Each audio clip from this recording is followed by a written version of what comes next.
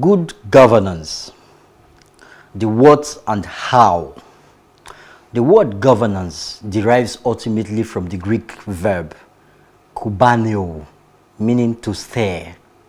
It's occasionally used in English to refer to the specific activity of ruling a country. According to Wikipedia, governance is all the processes of interaction, be they through laws, norms, power or language of an organized society over a social system, be they family, tribe, formal or informal organization, territory or across territories. Governance objective, the main function or aim a governance system tends to achieve, be it of a country, society or an organization, is summarized by the following: decision making, creation of laws or constitution, enforcement, creation of access, occasional management of resources, justice delivery, security. Achieving good governance. Good governance is a guarantee of the expectation of the governed. It employs fairness and upholding common values above individual interests. Joseph Robinette Biden Jr., the 46th and current president of the United States, once said that fighting corruption is not just good governance, it's self-defense, it's patriotism. This means that everyone, from those in the position of authority or in the government to those at the grassroots level in a nation, should make it their personal responsibility to protect their nation or society from the shackles of parochialism, self-aggrandizement, and personal gain at the expense of common national values and progress. In order for a governance system to be viewed as good for its people, the following should be attained: empathy in dealing with different constituents of the governed. There should be a healthy balance between equity and equality, inclusiveness and fairness. No national of a nation is more national than any other national of that nation, both within and outside the reach of that nation. Putting it in local context, no Nigerian is more Nigerian than any other Nigerian, both within and outside Nigeria. Thus, good governance should ensure that every constituent of the governed is respected and factored in fairly in decision-making and planning. Provision of enabling environments, high integrity quotients and transparency, open to constructive criticism and feedback, building strong institutions. In conclusion, let us ponder on these words of RaghuramRajan, former governor of the Reserve Bank of India. Strong government does not mean simply military power or an efficient intelligence apparatus. Instead, it should be mean effective, fair administration. In other words, good governance. When you talk about good governance, I think my experience, I've not had good governance since I was born. So, I've not experienced one, let me put it that way. I've seen it in other countries, but I've not experienced one. And it's unfortunate, right? Very much unfortunate. Every patriotic Nigerian wants to see a better Nigeria. Every patriotic Nigerian wants the fact that whoever I'm putting into voting for in that election would give returns on or would deliver on all the things that he's promised, him or her has promised, right? So it begs the problem that we don't get to see good governance in Nigeria, which is so unfortunate. We always refer to countries like Singapore, refer to countries like even the United States, and we always want to become like them, but we realize that the foundation is that we have to be conscious of the fact that we are putting in the right people in power. That way we can then demand for good governance. And also there's a thing of where most times we tend not to even demand for good governance. We assume that we will get it, but it doesn't happen. Sometimes you just have to demand for good governance, and it's our rights as citizens of a country to demand for good governance. I feel your concern. Because we're in a situation. I believe that good governance is a process. So I want to specifically throw two pointers to Victor and Raymond's conversation. Victor, you're a life coach, and most times you deal with feedback, constructive criticism and feedback.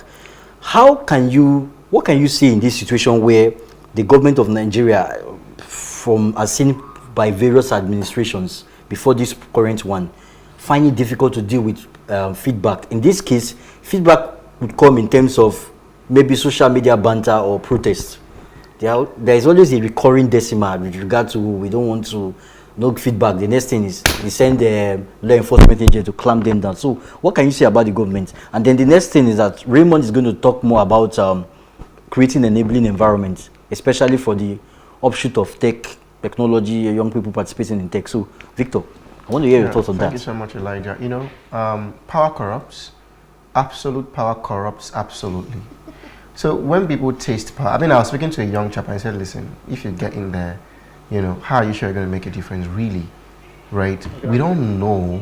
You know, when you squeeze something, I said that before, when you squeeze something, when something goes through pressure, the real content comes out. So you don't even know if you are corrupt until you taste power. All right? So we can just be tweeting, oh, we need to get the old guys out, you know, and everything. But when you get in there, I mean, look at the NSAS and all of that. Like, there was division, even with NSAS. You know, some people were for this group, some were for this group. Who started the NSAS? I mean, it was just a war around who started the NSAS movement. Who cares about who started it, right? So someone is trying to say, oh, I am the pioneer, I'm the initiator of NSAS. This is just NSAS. So what if when you not become the governor or the president? I mean, so I think why most of our leaders in power do not take feedback very, you know, in good faith or seriously, might be from what I said earlier, which is, you know, when you taste power, and it goes back to personal values. Family is the smallest unit of a nation. You know, cell is the smallest unit of life. To fix, you know, the societal decadence, the moral decadence, the governance decadence, we need to go back to family. Because the guys that couldn't pass WAEC, the guys that jumped fence in class, the guys that are, you know, terrorizing people in streets, young guys, they're the ones that will end up in power in the next few years. So if we don't do something about it, if we don't fix that values from the grassroots, then they're going to go run for power. And they say, I mean, bad things continue to happen when good people do nothing. You know, so because of the way the polity is so structured, good people do not want to go risk their lives, right? So what happens is the guy that couldn't pass JAMB, the guy that couldn't pass WAEC, the guy that was a dropout would end up becoming the governor.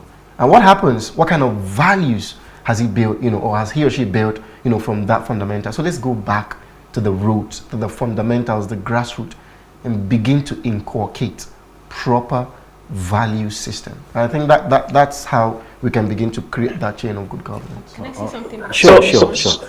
Raymond, just hold on a bit before you respond. The lady wants to say something. So, I mean, in addition to all Victor said, I'm thinking we need to build institutions. True. Because the truth is, regardless of whether you bring in, I mean, if you take this crop of politicians to a country that has solid institutions, they would not. They won't survive. They would not survive. They would not be corrupt. Wow. They will not do anything because they know the consequences of their actions. Sure. And it's the same thing. I mean, we are human. But I just love you right now for saying that. Thank you very much. So I was having a conversation with someone yesterday, and I mean a senior person, and she was saying that because it was a struggle around a particular person, and she said something that actually struck me. She said, you know, the issue that we have with this person, you can also do the same thing if we don't put structure. And then just help you understand the fact that we need to ensure that we set up structures, build institutions that can help us push what we want in terms of a corruption-free economy, and in terms of holding people accountable to whatever it is that they promise the electorate. Yeah. So let me say something very quickly. I'm very excited to talk about this. For one, I am one person that never, ever shout about corruption. I don't believe there is corruption. I don't believe that. I simply believe that there are no consequences for action. You know, all over, everywhere in the world, we have corruption. I mean, I've been privileged to travel to 14 countries, and all these countries, none of them is an angel. None of them have saint-filled governance. But the difference is that they have set up system to ensure that people are severely or adequately punished for every action, for every decision, right? I think the problem we have back home in Nigeria is that there are no consequences for action. And it's not just about, the people in government. And I think we also need to, because these days when they talk about corruption, people think it's about the politician that was elected 4 years ago. No, corruption is about the driver who jumped the traffic lights. Corruption is about the individual who is asking for money before he can submit a file. Corruption is about the policeman on the road who saw somebody with a device, a gadget, a laptop, and is asking the person to give money, or else is threatening to kill the person. Okay. Corruption. Raymond, thank you very much. It's important that we build strong institutions that can stand the test of time beyond individual sentiments.